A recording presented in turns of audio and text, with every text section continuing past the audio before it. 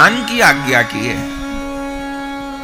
हम सबको उसका प्रयास करना होगा, अपने चित्त को चितचोर में लगाने का अभ्यास करना होगा। एक दिन का अभ्यास नहीं है। ऐसे अनार लिखना कितने दिन में सीखे थे हम, याद कर लीजिए। कितनी बार गलत लिखे थे, कितनी बार मां ने डांटा था, पिता ने डांटा था, अध्यापक ने डांटा था। 4 अक्षर लिखने नहीं आ रहे थे हमको, बार बार गलती करते थे, फिर बड़े समझाते थे, फिर धीरे धीरे लिखना सीख गए, पढ़ना सीख गए। ऐसे ही ये सीखना होगा, ये जानना होगा। महाप्रभु जी संक्षेप में सब कुछ कह दिए और फिर रूप सनातन जी को आज्ञा दे दिए, अब श्री वृंदावन चले जाओ। और मुख्य 4 काम महाप्रभु जी बताए। कौन कौन? समस्त ब्रज वृंदावन के लुप्त तीर्थों का उद्धार। दूसरा काम, श्री कृष्ण के श्री विग्रह की स्थापना, मंदिर निर्माण। तीसरा काम, वैष्णव ग्रंथों का लेखन। चौथा काम, स्वयं राधा गोविंद की रसमयी भक्ति करना और उस रसमयी प्रेममयी भक्ति का प्रचार करना, प्रकाश करना। ये 4 मुख्य काम महाप्रभु जी आज्ञा किए। और हमको लगता है महाप्रभु जी केवल रूप सनातन गोस्वामी पाद को ही आज्ञा नहीं किए, हम सब जीवों को भी आज्ञा किए। बोले हमें कौन से लुप्त तीर्थ का उद्धार करना है? अब ये जो स्थान है, कल ऊपर हम लोग दर्शन करने गए जहां संत भगवान ने तप किया, तो ये उन महापुरुष ने किसी गुप्त लीला स्थली को खोजा ही तो है ना। हम आप भले न जान रहे हो, या हम जितना जानते हैं उतना ही है, ऐसा भी नहीं है, उससे अधिक हो सकता है। तो ये आज्ञा केवल रूप सनातन गोस्वामी पाद को महाप्रभु की ऐसे नहीं, लुप्त तीर्थ का उद्धार। हम लोग इस बात को कैसे समझे? रूप सनातन जी तो किए, हम लोग श्रवण करेंगे। हम कम से कम इतना करें कि धाम में जाएं या किसी भी तीर्थ स्थल में जाएं तो वहां गंदगी न करें जाके, वहां गंदगी न करें जाके। ब्रज वृंदावन में अगर कोई आने वाला कहता है कि ब्रज वृंदावन में कूड़ा करकट या गंदगी दिखाई दे रही है, तो ये मानना होगा वो गंदगी ब्रजवासियों ने नहीं करी है, वो आने वालों ने ही करी है। तो लुप्त तीर्थ का उद्धार आचार्य लोग कर गए, रूप सनातन गोस्वामी जी। लेकिन मेरे द्वारा धाम में तीर्थ में गंदगी न हो। और आज नवीन निर्माण तो खूब होते हैं, लेकिन लुप्त गुप्त लीला स्थली लुप्त गुप्त होती जा रही है। ये एक बड़ी विडंबना है। जो मूल चीज है, जो असली धन है, वो छूटता जा रहा है। कितनी लीला स्थली, अपने गुरु लोग अपना जीवन कुर्बान कर दिए इन्हीं लीला स्थलियों को बचाने के लिए। अभी कुछ महीने पहले गौड़ मंडल की यात्रा हुई, हजारों यात्री उसमें संग थे जिन्होंने उस सुख को पाया। अपने गुरु लोग जीवन भर लीला स्थलियों का संरक्षण करते रहे। महाप्रभु जी कहां जन्म लिए, नित्यानंद प्रभु जी कहां जन्म लिए, जगाई मधाई का कहां उद्धार हुआ, हरिदास ठाकुर जी की समाधि कहां है? ये सब लोप होने वाले थे। ईसाई मशीनरियां सब पर बुलडोजर चला के चर्च खड़ी करनी चाहती थी। अरब देशों से पैसा आ रहा था, वो सब कुछ सनातन संस्कृति को नष्ट करना चाहते थे और कर रहे हैं, धर्मांतरण के माध्यम से और माध्यम से, सब जानते हैं। गुरु लोग जीवन कुर्बान कर दिए लीला स्थलियों को बचाने के लिए। तो ये कार्य केवल महाप्रभु जी रूप सनातन जी को नहीं, लुप्त तीर्थों का उद्धार। दूसरी आज्ञा, श्री कृष्ण विग्रह की स्थापना। जो जो प्राचीन विग्रह हैं रूप सनातन जी की है, हम लोग सुनेंगे, पर हम जीवों के पक्ष में क्या अर्थ है? आगे वृंदावननी, कल आप गा रहे थे कीर्तन, मायरी मोहे लागे वृंदावन को। घर घर तुलसी ठाकुर सेवा, घर घर तुलसी ठाकुर सेवा, दर्शन गोविंद जी को, दर्शन गोविंद जी को। माई रे मोहे लागे वृंदावन माई मोहे लागे वृंदावन को। तो मीराबाई जी वृंदावन की क्या पहचान बता रही हैं? घर घर तुलसी ठाकुर सेवा, ये वृंदावन की वैष्णव के घर की पहचान है। आप सब सुंदरकांड का पाठ करते हैं। हनुमान जी लंका में गए, सीता जी को ढूंढ रहे थे, सीता जी मिली नहीं, किससे पूछूं? तब घूमते घूमते घूमते एक अलग घर दिखाई दिया। देखते ही हनुमान जी रुक गए, ये तो किसी भक्त का सा घर है।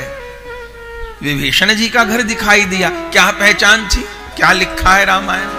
रामायुध अंकित गृह, ठीक, शोभा बरनी न जाय, नव तुलसी का वृंद तहां, देख हर्ष कपीरा। रामायुध शंख चक्र गदा पद्म, इनके चिन्ह पग जुड़ा था। हनुमान जी रुक गए, ये किसी वैष्णव का घर है।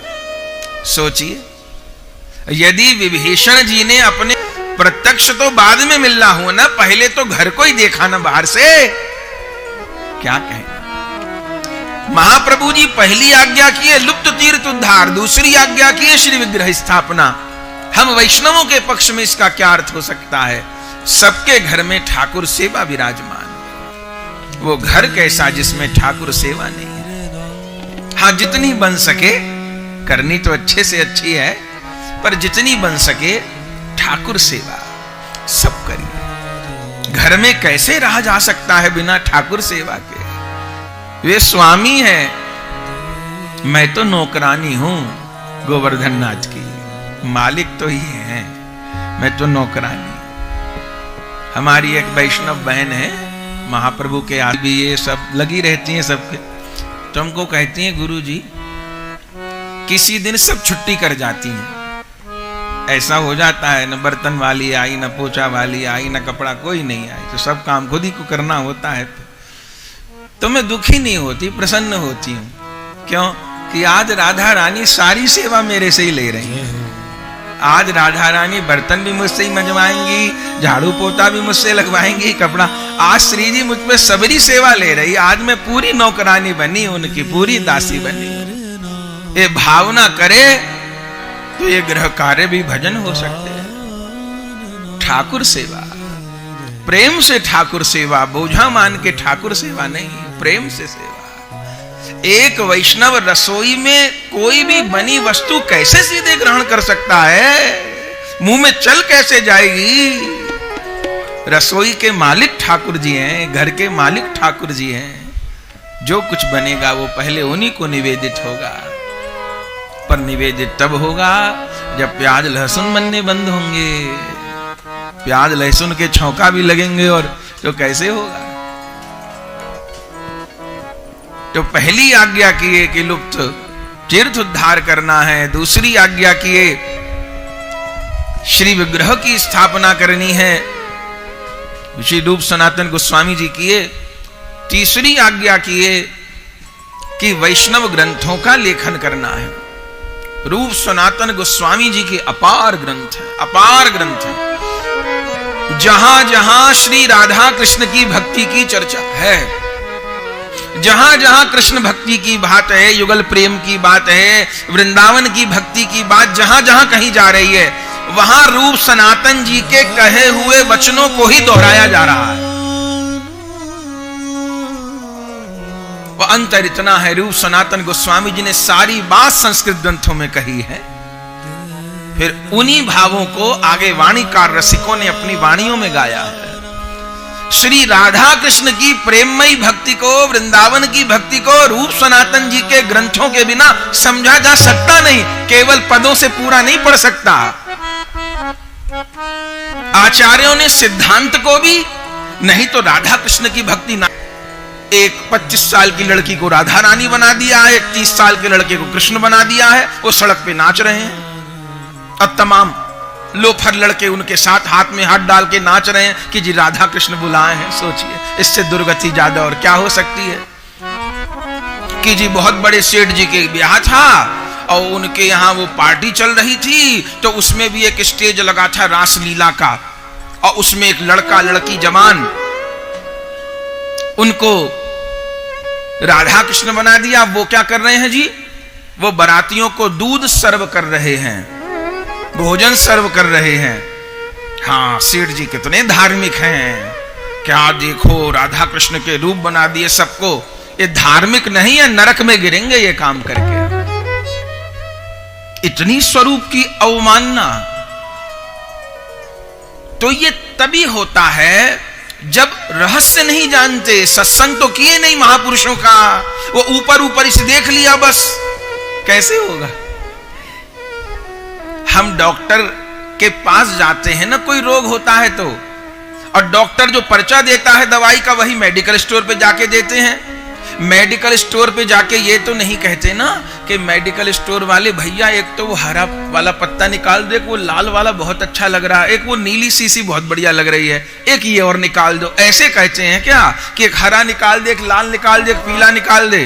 नहीं, जो डॉक्टर ने कागज पे लिखा है वही दवा लेंगे, वही खाएंगे, अपने आप से खा लेंगे तो मर जाएंगे। ऐसे ही कितनी स्वरूप की अवमानना होती है।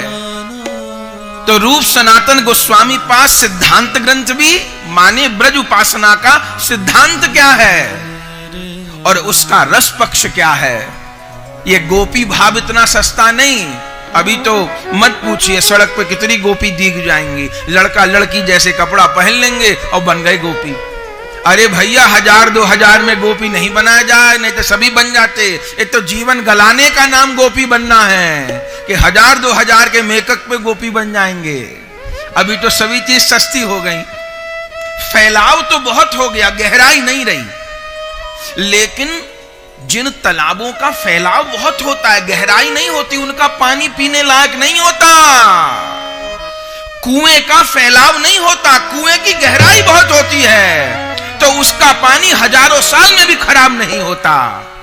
अभी उपासना के नाम पे फैलाव तो बहुत हो गया, गहराई नहीं रही, सो पानी सड़ रहा है। कुएं का पानी नहीं सड़ता, पोखरों का सड़ जाता है, तालाबों का सड़ जाता है, वो गहरे नहीं होते। उन तालाबों में नीचे से प्राकृतिक स्रोत नहीं होते पानी के। कुएं की क्या विशेषता है, कुएं में नीचे प्राकृतिक स्रोत होते हैं। ये तो बोरिंग कर करके हम लोगों ने कुआं खराब कर दिए। कुएं में नीचे आज भी कितने कुआं, चित्रकूट जाइए, भरतकूप का जल पीजिए, मिश्री से मीठा जल होगा, मिश्री फीकी लगे, कोई भरतकूप का जल पिए जाके। नीचे से प्राकृतिक स्रोत हैं, फैलाव बहुत, गहराई नहीं तो मिठास नहीं रहेगी, पानी खराब हो जाएगा। उपासना के नाम पे विस्तार हो ये तो बढ़िया है, पर उसके साथ गहराई भी हो। गहराई नहीं रही, अभी फैलाव ही फैलाव रह गए बस, तो कल्याण नहीं हो, न कहने वाले का हो न सुनने वाले का हो। तीसरी आज्ञा महाप्रभु जी किए हैं रूप सनातन जी को, वैष्णव ग्रंथ। आप सिद्धांत ग्रंथ, रस ग्रंथ दोनों को प्रकट किए। क्या कहना रूप सनातन जी की दिव्य वाणी का। हम लोगों के पक्ष में क्या अर्थ है? हम लोग के पक्ष में यह अर्थ है कि हम लोग ग्रंथ लेखन तो क्या करेंगे, लेकिन कम से कम उन ग्रंथों का अनुशीलन करें, पाठ करें, पाठ करें, ग्रंथों का पाठ करें। आचार्यों के इतने रसमय ग्रंथ हैं, उनका पाठ हो। 4 ग्रंथ तो एकदम सरल और सहज हैं, वो सभी को, जिसको वृंदावन की भक्ति चाहिए, 4 ग्रंथ का जो पाठ करे तो विभोर हुए बिना रहेगा नहीं। पहले ब्रज के रसिकाचार्य, सब ब्रज के आचार्यों का चरित्र है उसमें वर्णन। हमारे गुरुदेव भगवान के बड़े गुरु भाई थे श्री अवध बिहारी लाल कपूर जी, गृहस्थ थे, उन्होंने संकलन किया सारे जीवन श्री ब्रज के रसिकाचार्य। दूसरा ग्रंथ ब्रज के भक्त। अभी 150 से 200 साल में ब्रज में जो महापुरुष हुए और जिनको प्रत्यक्ष राधा गोविंद की प्राप्ति हुई, उनके साच्चे चरित्र जिस ग्रंथ में लिखे हैं उसको ब्रज के भक्त कहते हैं, ग्रंथ उपलब्ध है। तीसरे श्री चैतन्य प्रेम सागर, महाप्रभु जी का महाप्रेममय चरित्र, पढ़कर दीवाना हो जाए साधक। और चौथे चरित सुधा, श्रीमद राधा रमन चरण दास जी बड़े बाबा जी महाराज का चरित्र। साधक जीवन का कोई संशय बाकी न रहे। ग्रंथ विस्तार की महाप्रभु जी आज्ञा किए, हम सब ग्रंथ का अनुशीलन करें। आज तो भक्तमाल जी के विश्राम का दिन है। अब भक्तमाल जी का तो इतना विस्तार है कि एक जीवन थोड़ा है, बहुत छोटी आयु से कथा की सेवा गुरु लोगों की कृपा से हो रही है।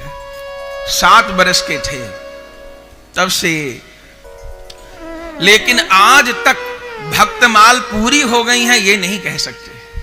भागवत जी पूरी हो गई, राम कथा पूरी हो गई ये नहीं कह सकते। कोरोना लगातार तो होती हैं भक्तमाल जी, कहीं कोई चरित्र, कहीं कोई चरित्र, कहीं को हर चरित्र अपने आप में पूर्ण है। कोरोना काल में 108 दिवसीय भक्तमाल हुई, एक माला पूरी हुई, फिर दूसरी माला शुरू हो गई। लगभग 200 दिन तक केवल भक्तमाल जी हुई, रोज ही नए नए चरित्र हुए और प्रतिदिन 4-4 घंटे कथा होती थी। अकेले ही कहते थे, जाना आना तो कोई रहा नहीं, घर में ही बैठ के होते थे, घर के थे वो सुनते थे बैठ के। प्रसारण हो जाता था यूट्यूब के माध्यम से, वो सारी कथा है।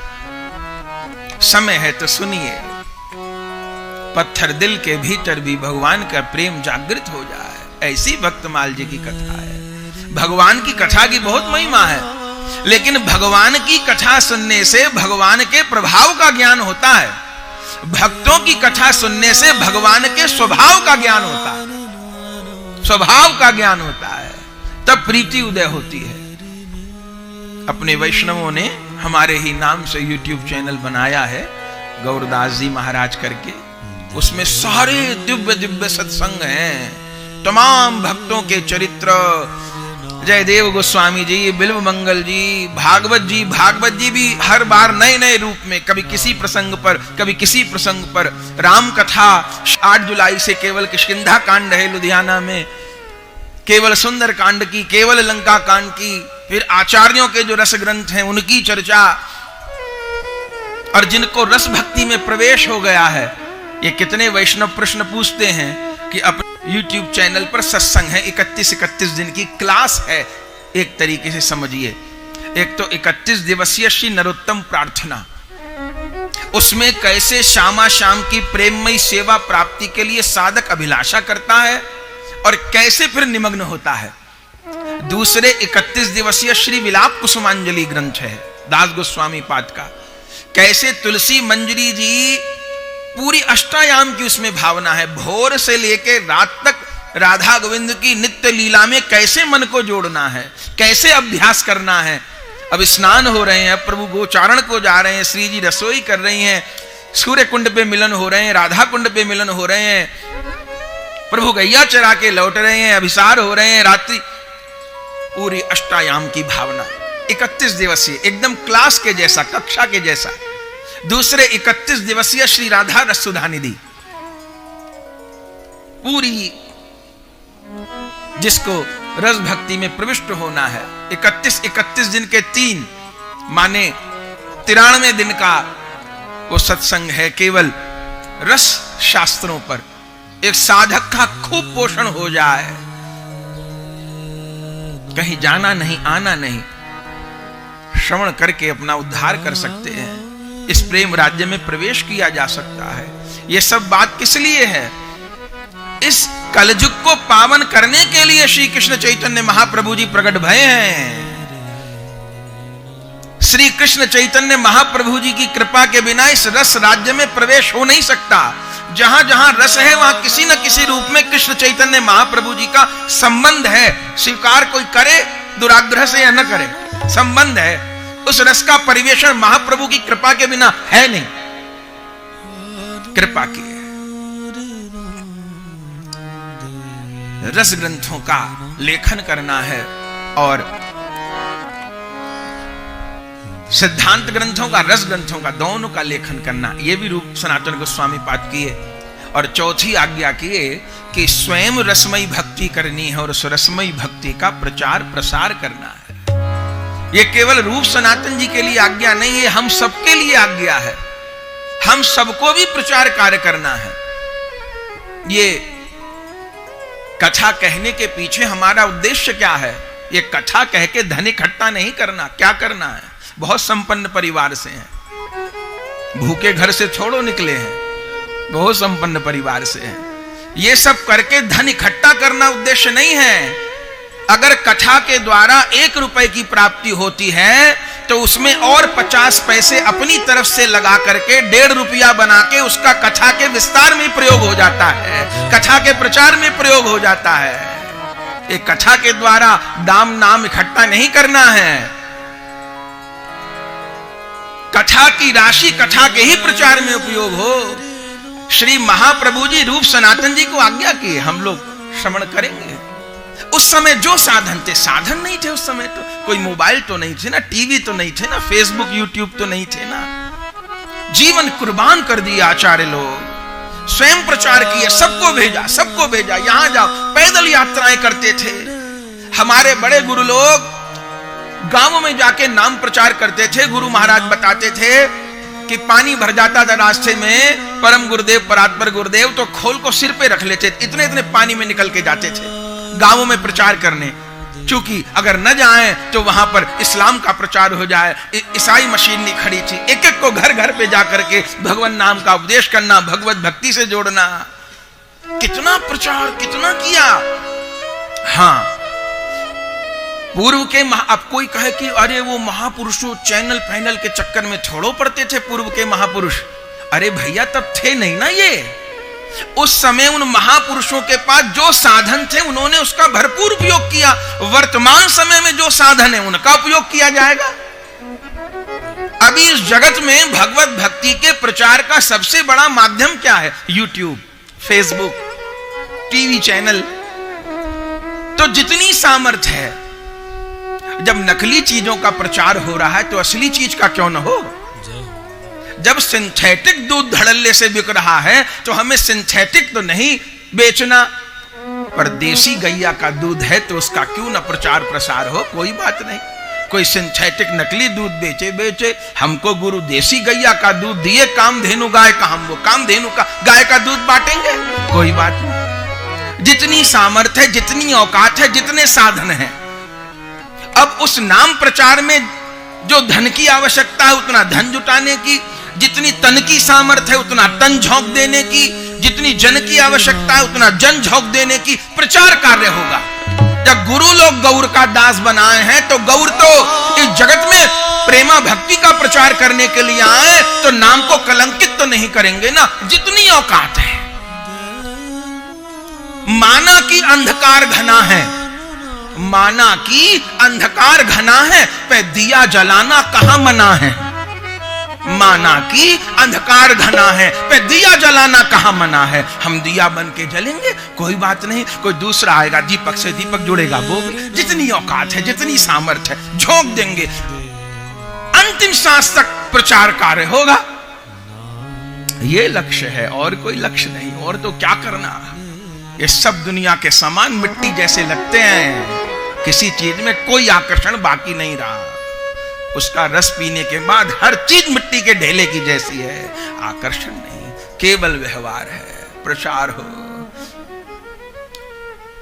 हां, ये समय कलयुग का है, एक काल कलयुग है ना, तो इस कलयुग की एक संधि है। जो कलयुग का साथ देगा, कलयुग उसका साथ देगा। संसार में नकली चीजों का बहुत जल्द अवतार श्री कृष्ण चैतन्य महाप्रभु जी भी प्रकट हुए हैं ना। इसी कलयुग में नाम की ध्वजा फहराई। गौर कथा आप सुनते हैं, उस समय चांद काजी ने पूरे बंगाल में कीर्तन पर पाबंदी लगा दी, कत्लेआम मचा दिया। लोगों के घर में जाकर करताल चांद फोड़ने लग गए, तुलसी उखाड़ने लग गए, कत्ल करने लग गए धर्मांतर। पाबंदी लगा दी किसी के घर से करताल बजाने की, घंटी बजाने की आवाज ना आए। महाप्रभु जी को पता चला, महाप्रभु जी ने कहा कोई बात नहीं, पाबंदी लगी ना, घर में कीर्तन नहीं होगा। अब कहां होगा? बोले नगर कीर्तन। श्रीमन महाप्रभु जी श्रीवास जी के आंगन से 5 लोग निकले। आप देख रहे हैं नगर कीर्तन की झांकी है ये। 5 लोग निकले महाप्रभु जी श्रीवास जी के घर से कीर्तन लेके, और जब चांद काजी के पहुंचे तो 10 लाख लोग महाप्रभु जी के संग हो गए। भुजा उठा के हरि बोल हरि बोल हरि बोल कहके उस चांद काजी को वैष्णव बना दिया। जगह बधा लोग गीत गाते हैं, दे दी हमें आजादी बिना खड़क बिना ढाल। हमें तो गीत गाली के जैसा लगता है, बिना खड़क ढाल के आजादी मिल गई, भीख में मिल गई क्या? भाले से मुगलों का संहार किया, और वैष्णव आचार्यों ने हरिनाम संकीर्तन के द्वारा पूरे सनातन धर्म को एक किया। दोनों पक्षों से युद्ध हुआ। केवल सीमा की रक्षा नहीं थी, केवल तीर भाले से युद्ध नहीं होना था, संस्कृति को बचाना था। महाप्रभु जी हरि बोल करके सारे सनातन धर्म को एक कर दिए। ऐसे छोड़ो, नहीं तो किसी ने सोचा था पूरे भारत पर मुगलों का शासन था, हर प्रांत पर मुगलों का शासन था, सारी सेना मुगलों के हाथ में थी, सारी वित्तीय व्यवस्था मुगलों के हाथ में थी, फिर भी हम आप बच गए? बच सकते थे क्या? फिर भी बचे, फिर भी सनातन धर्म बचा। ऐसे छोड़ो कि दे दी हमें आजादी बिना खड़क बिना, कैसे बिना खड़क ढाल के आजादी मिल गई? वो भगत सिंह का क्या हुआ? आचार्य का क्या हुआ? बप्पा रावल जी, महाराणा प्रताप जी, ये गीत उन सबके लिए गाली नहीं क्या? और जिन माओ ने अपने लाल कुर्बान कर दिए उनका क्या हुआ? बिना खड़क ढाल के आजादी मिल गई, मजाक था? नहीं, प्रचार करना होगा। एक बात और कह के आगे बढ़ेंगे, जितनी दुर्जनों की दुष्टता, ध्यान से सुनिएगा इस वाक्य को मेरे भाई बहन जो यहां बैठे हैं, संस्कार के माध्यम से करोड़ों लोग सुन रहे, मेरे सब भाई बहन सुनिएगा। जितनी दुर्जनों की दुष्टता संसार के लिए हानिकारक होती है, उतनी सज्जनों की उदासीनता भी संसार के लिए हानिकारक होती है। दुर्जन की दुष्टता हानिकारक होती है, सज्जन की उदासीनता हानिकारक होती है। उदासीन नहीं रह सकते, जो हमारी औकात है, सामर्थ्य है, करेंगे। महाप्रभु आज्ञा किए, नाम प्रचार करना है, हम सबको करना है। हम जिस स्थिति में हैं, आप कहेंगे हम कैसे कर सकते हैं महाराज जी? आप तो कथा कहते हो, कर सकते हो, आप भी कर सकते हैं। कैसे कर सकते हैं? आपके घर में सफाई के लिए, बर्तन के लिए बाई आती है ना कोई, ठीक, उसको भक्त बनाओ, उसको आधा घंटा दीजिए ना, कोई बात नहीं, 2 माला कम, थोड़ी ठाकुर सेवा रुक जाए, उस बाई के पास बैठिए। सबसे ज्यादा धर्मांतरण 4थे वर्ग का होता है, सावधान। आज पूरे विश्व में एक भी हिंदू राष्ट्र नहीं, और भारत में भी हिंदू दिन रात घटते ही जा रहे हैं। उसका कारण केवल विधर्मी नहीं है, उसका कारण हम है। वो अपनी झूठी बात का प्रचार कर पाए, हम असली बात का मुझको क्या, मुझे क्या लेना देना? कैसे नहीं लेना देना, कैसे नहीं लेना देना? इतनी उदासीनता ठीक नहीं होती। इस उदासीनता का, इस स्वार्थपरता का कारण यह हुआ कि घटते अब हिंदू को भगने को जगह नहीं बची है कोई। इधर को जाए तो पाकिस्तान है, ठीक, उधर को जाए तो चीन है, और नीचे हिंद महासागर कूदने के लिए बचा है। यूक्रेन के ऊपर रूस ने हमला किया, ठीक, सब जानते हैं, लड़ाई चल रही। यूक्रेन के रहने वाले लोग, 50 लाख लोगों ने आसपास के देशों में शरण ले ली, क्योंकि आसपास सब ईसाई देश थे। कोई इसमें घुसा। जब रूस ने बम फेंकने शुरू किए, चारों ओर ईसाई, आ जाओ। हम कहां जाएंगे? कहीं भागने को जगह बची है क्या? उधर पाकिस्तान है खाने को तैयार, उधर चीन खाने को तैयार, नीचे हिंद महासागर डूबने को बचा है बस।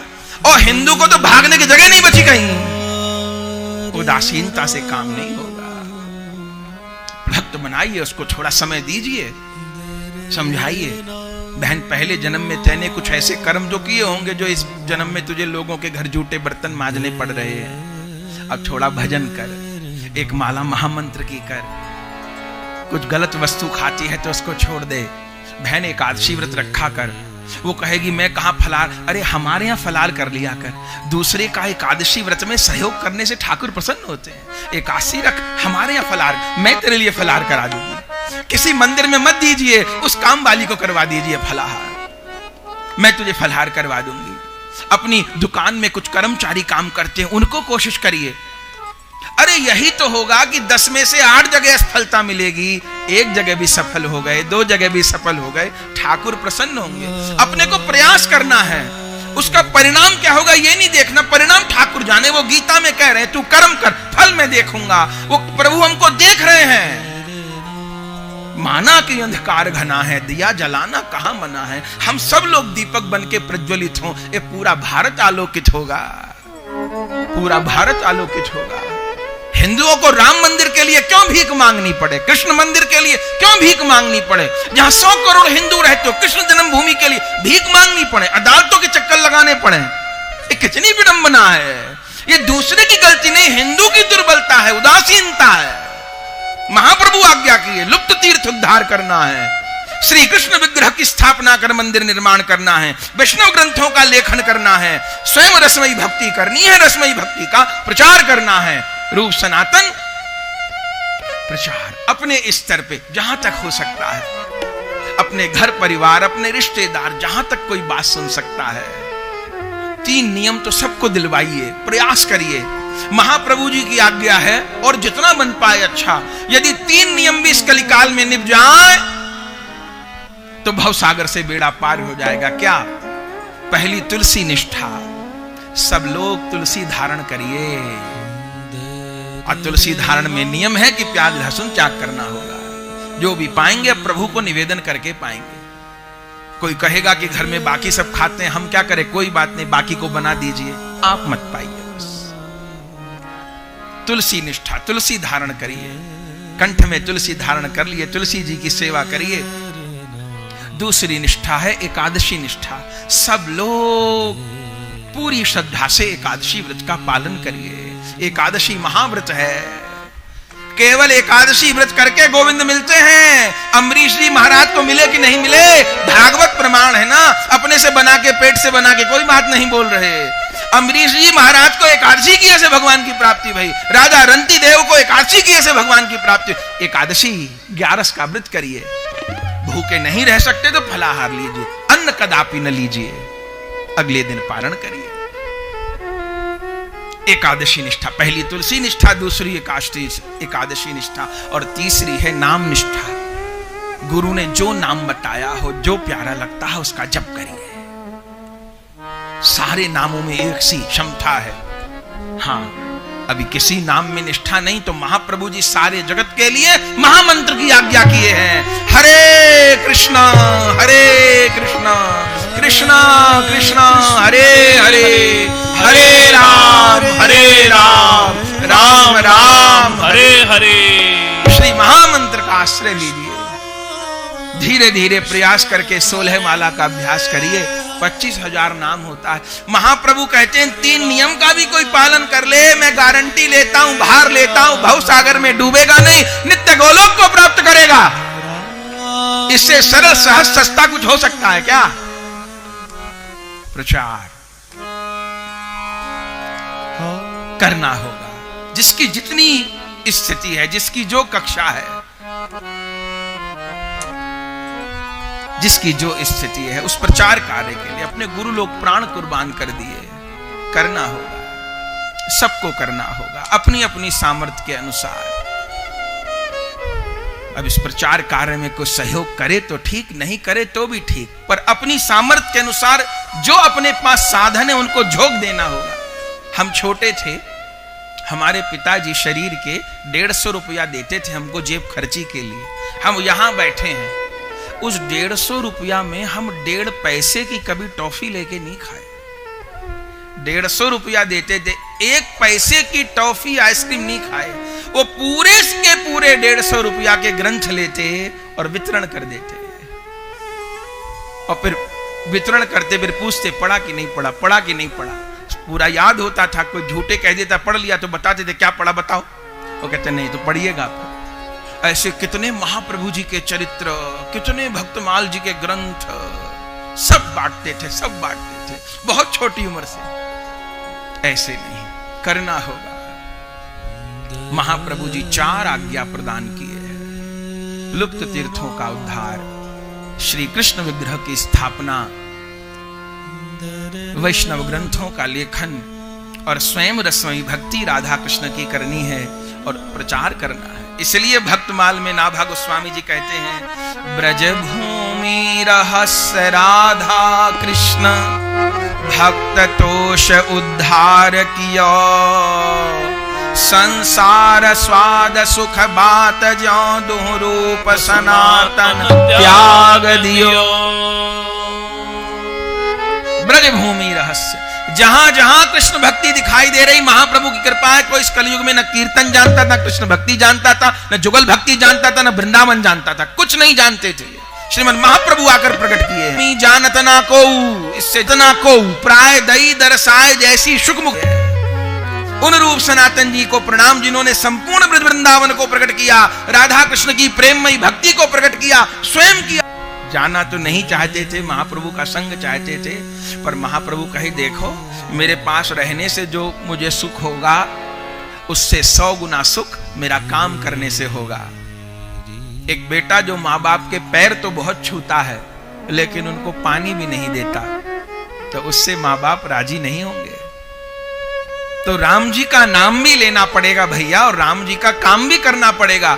विभीषण जी पे तब तक कृपा नहीं हुई, हनुमान जी गए ना तो विभीषण जी अपना रोना रोए कि अरे इतना करते करते हो गया, इतने दिन राम राम करते, सुनहु पवन सुत रहिन हमारी, जिमि दसनहु जीव बेचारी, और ताज का बहु जान अनाथा, करी हहीं कृपा भानुकुल नाथा, तो मेरे में कमी क्या है। हनुमान जी कहे विभीषण भैया तुम राम जी का नाम तो लेते हो पर राम जी का काम नहीं करते हो। बोले राम जी का काम क्या है? बोले तुम्हारा पापी भाई सीता जी को उठा के ले आया, अभी तक तुमने रावण को जाके समझाया?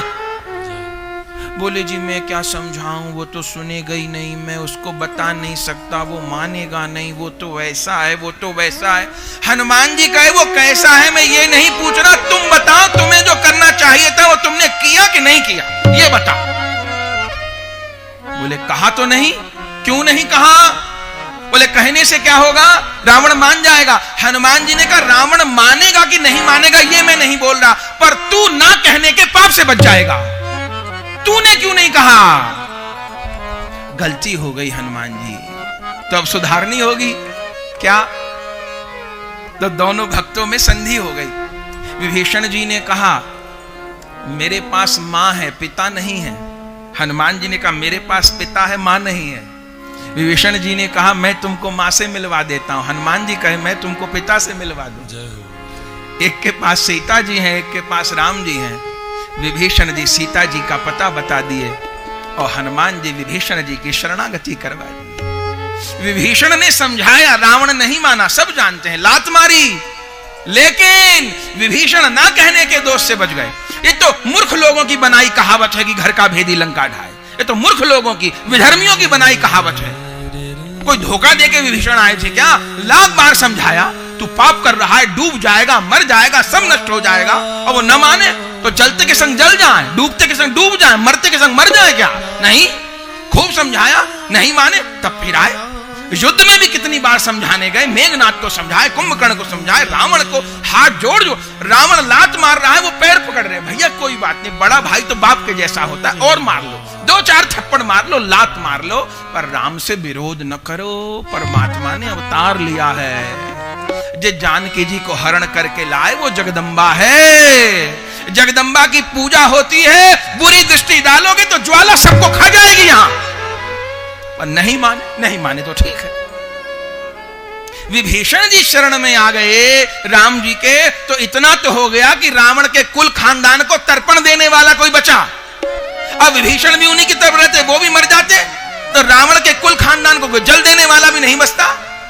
रावण की अंतिम क्रिया कौन ने की? बेटा पोता तो कोई बचा ही नहीं था। रावण को अग्नि किसने दी थी? विभीषण जी ने दी थी। ऐसा नहीं। हनुमान जी ने कहा राम का नाम लेते हो, काम नहीं करते हो। महाप्रभु जी यही आज्ञा किए हैं कृष्ण भक्ति करते हो, श्री कृष्ण का काम नहीं करते हो। 4 आज्ञा दी। रोते रोते रूप सनातन जी चल पड़े और चलते चलते चलते चलते चलते चलते श्रीधाम वृंदावन पहुंचे। कैसा उस समय ब्रज वृंदावन था, सब लुप्त, कोई कुछ नहीं जानता था, केवल गिरिराज जी, यमुना जी। तो आप कहेंगे प्रकट कैसे किए? अपने यहां एक पुराण है जिसको कहते हैं वराह पुराण। वराह पुराण में क्या है? वराह पुराण में वराह भगवान और पृथ्वी देवी का संवाद है। वृंदावन में वराह घाट है, वहीं पर संवाद हुआ था। पृथ्वी देवी ने वराह भगवान से ब्रज की महिमा पूछी है। तो वराह भगवान तो पृथ्वी देवी को दाणों पे उठाए हैं ना, तो उनको तो सब पता है। तो वराह भगवान ब्रज का महात्म सुनाए हैं पृथ्वी देवी को कि यमुना जी से इतनी दूरी पर इस कोण में ये तीर्थ है, यमुना जी से इतनी दूरी पर इस दिशा में उतनी दूर जाने पर ये स्थान है, गिरिराज जी के इस स्थान पर इतनी दूरी पर वो है, लिखा है। धन्य है रूप सनातन जी। एक हाथ में वराह पुराण की पोथी, दूसरे हाथ में कागज कलम। परसों आप सुन चुके हैं, गरीब नहीं है, राजा हैं। 22.5 लाख स्वर्ण मुद्राओं को ठोकर मार के आए हैं। गरीब के बेटे नहीं हैं, सोने के पलंग पर सोने वाले। वृंदावन में टाट लपेट के रहते हैं, एक पेड़ के नीचे एक दिन रहते हैं। पूरे दिन क्या करते हैं? बस भटकते हैं जंगलों में, हिंसक पशु। एक हाथ में पोथी ढूंढते हैं, फिर हाथ से जगह नापते हैं कि इतनी दूरी पे है, इतनी दूर चलते चलते नापते हैं। फिर उस जगह को खोदते हैं, फिर कोई तीर्थ मिल जाता है तो दोनों भाई गले लग के उत्सव मनाते हैं। अरे आज केशी तीर्थ मिल गया, भगवान ने यहाँ केशी दत्त का संहार किया। अरे आज गोविंद कुंड मिल गया, यहाँ तो इंद्र ने अभिषेक किया था भगवान का। अरे आज चंद्र सरोवर मिल गए, अरे आज ये मिल गया, आज वो मिल गया। सारे जीवन जिंदगी कुर्बान कर दी। आज को इस बात को कहने वाला नहीं। कितने लोग सांप्रदायिक दुराग्रह के कारण इतिहास को झुठलाते हैं। जो कोई ब्रज 84 कोस वृंदावन में आता है, वो हर कोई व्यक्ति रूप सनातन का चिरऋणी है। रूप सनातन जी को प्रणाम किए बिना तो ब्रज वृंदावन में पैर रखने का अधिकार नहीं किसी को। उनके बसाए तो सब बस रहे हैं, किसके बसाए बस रहे हैं? वो अपना जीवन कुर्बान कर दिए। पर जैसे आजादी हुई ना, तो आजादी में बस 2-3 लोगों का ही नाम हो गया। भले उन्होंने एक भी दिन पुलिस का डंडा ना खाया हो, एक भी दिन जेल खाने में न रहे हो, उन्हीं को सब नाम मिल गया। और जिन लोगों ने जीवन कुर्बान कर दिए, 23-23, 24-24 साल की उम्र में फांसी पे लटक गए, नाम नहीं। ये कलयुग का प्रभाव है। असली चीज छुप जाएंगी, झूठी चीज प्रकट हो जाएंगी। एक हाथ में वराह पुराण की पोथी, घूमते थे। किसी दिन कोई भी लीला स्थली नहीं मिलती थी तो राधा रानी को रो के पुकारते थे, हे वृंदावन कृपा करो, निज स्वरूप मम हृदय भरो। रो के पुकारते थे, हे श्रीधाम वृंदावन आप तो चिन्मय हो, हे ब्रजभूमि आप तो चिन्मय हो। जब तक आप अपने स्वरूप का प्रकाश नहीं करेंगे, कौन करेगा? कैसे प्रकाश होगा? रोते थे। फिर कोई लीला स्थली मिल जाती थी। जब कोई लीला स्थली मिलती थी तो क्या करते थे? फिर वहां पर कोई पत्थर गाड़ देते थे। अब जंगल में कोई निशानी कैसे लगाएगा? कोई ध्वजा गाड़ देते थे, कोई दंड गाड़ देते थे, शिला गाड़ देते थे, लिख के रखते थे। फिर अगले स्थान पर जाते थे। लगभग 333 लीला स्थली को रूप सनातन गोस्वामी जी प्रकट किए। संपूर्ण जीवन घूमते रहते थे। दोनों भाई अलग अलग चलते थे। पहले तो शुरू में साथ रहे, अलग अलग। और भोजन पानी की क्या व्यवस्था होती थी आप जानते हैं?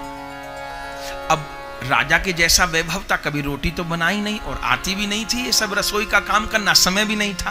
तो भक्तमाल जी में क्या लिखा है जानते हैं? मथुरा में लोग रहते थे, मथुरा में बस्ती थी ब्राह्मण परिवारों की। सनातन गोस्वामी की भिक्षा मांग के लाते थे और जो भी 8, 10, 15, 20 रोटी मिल जाती थी, उनको कपड़े में बांध के यमुना जी के किनारे गड्ढा खोद के गाड़ देते थे रोटी को। और फिर जब भूख लगती थी दिन में, दोनों भाई एक रोटी निकाल के रज झाड़ के यमुना जी में चूरा करके ऐसे जिंदगी निकाले महाराज। हमको आपको तो बनी बनाई खीर खाने को मिल गई। जिन महापुरुषों ने बलिदान किए, इसलिए ठाकुर जी को पीछे प्रणाम, आचार्यों को पहले प्रणाम है, गुरु लोग को पहले प्रणाम है। ठाकुर तो निर्मल हृदय होने पर अपनाते हैं, गुरु महाराज गंदे हृदय वाले को अपनाते हैं। रोटी मांग के लाते थे, पूरे दिन खोज करते थे, फिर अब दिन में तो खोज किए, रात में अंधेरा हो गया, शाम को अंधेरा हो गया, तो अब काम नहीं होगा तो दीपक रखते थे, फिर संध्या होते ही ग्रंथों का लेखन करते थे। भागवत जी के आधार पे, सब पुराणों के आधार पर कहां कहां पुराणों में कृष्ण लीला लिखी है, जुगल लीला लिखी है, वेदों में कहां कहां राधा कृष्ण की लीला लिखी है, सबको खोज खोज के लिपिबद्ध करते थे। कैसे मानसी सेवा करनी है, सवेरे की क्या भावना है, दोपहर की क्या भावना है, शाम की क्या भावना है, सखियों के क्या क्या नाम है, क्या क्या रूप है, क्या क्या लीला है, सब लेखन किया।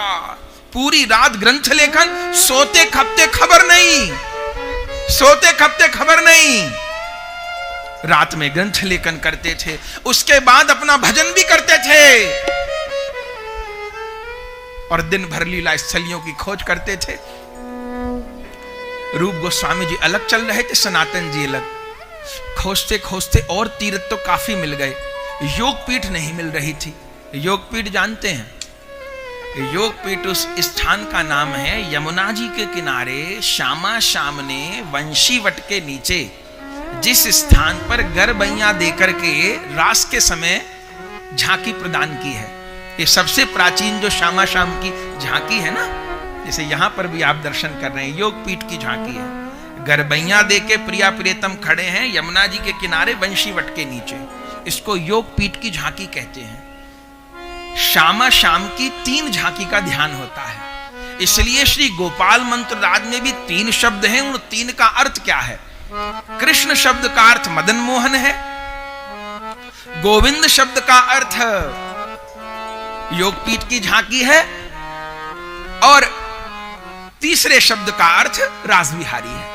तो 3 झांकी, निकुंज बिहारी श्यामा श्याम, योगपीठ पे गरबैया दे के विराजमान ललिता विशाखा जी चमर कर रही सो श्यामा श्याम, और रास बिहारी, ये 3 झांकी है वैष्णवों की उपास्य। योगपीठ नहीं मिल रही थी, बहुत खोजे, बहुत बहुत दुखी हो गए।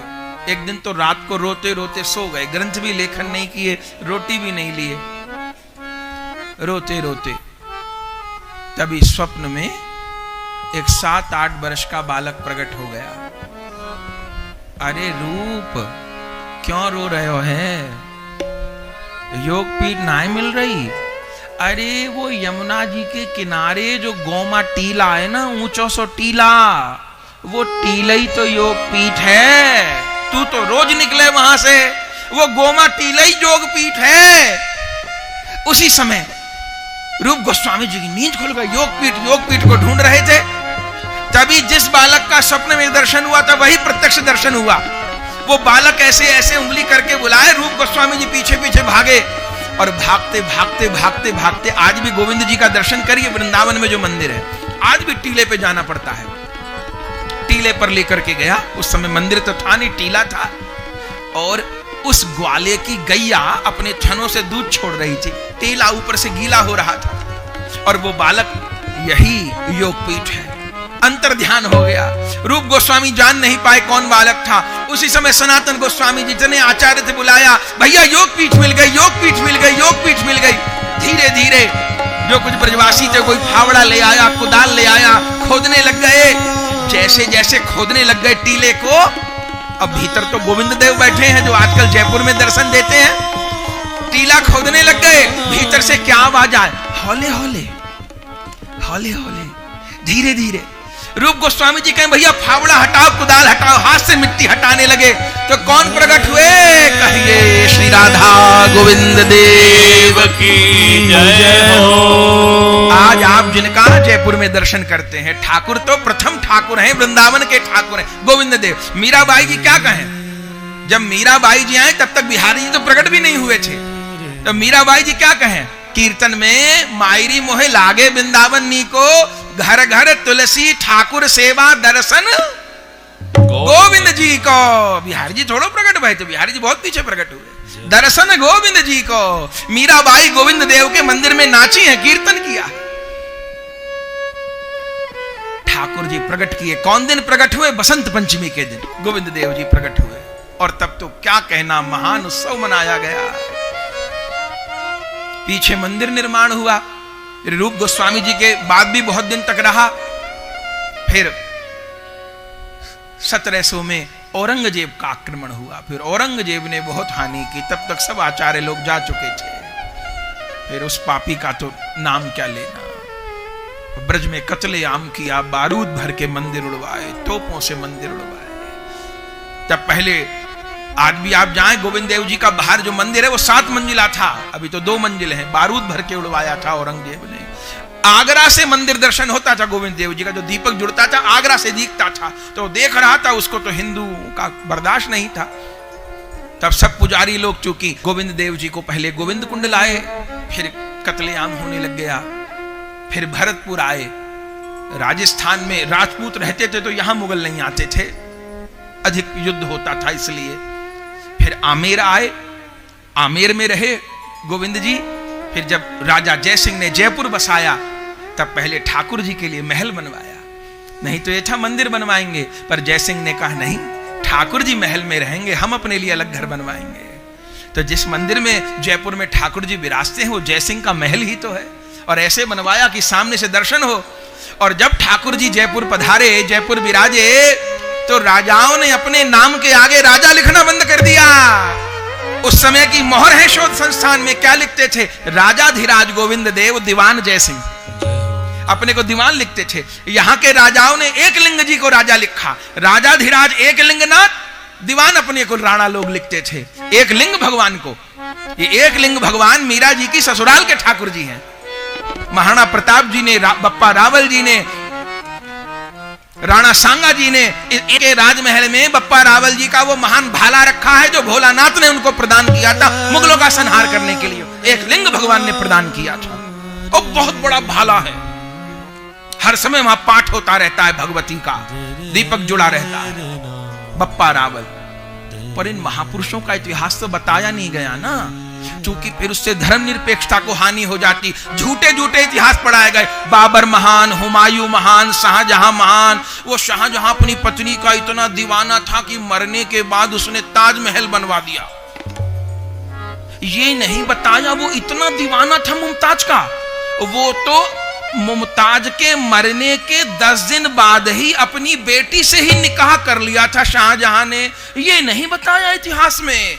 अपनी सगी बेटी से ही निकाह कर लिया था शाहजहां ने, ये नहीं बताया। क्योंकि ये बताने से फिर धर्मनिरपेक्षता को हानि हो जाती। फिर तो संप्रदाय, तो झूठ झूठ बताओ, हिंदू को झूठ झूठ सुनाओ, झूठ झूठ सुनाओ, बेवकूफ बनाओ जितना बना सकते।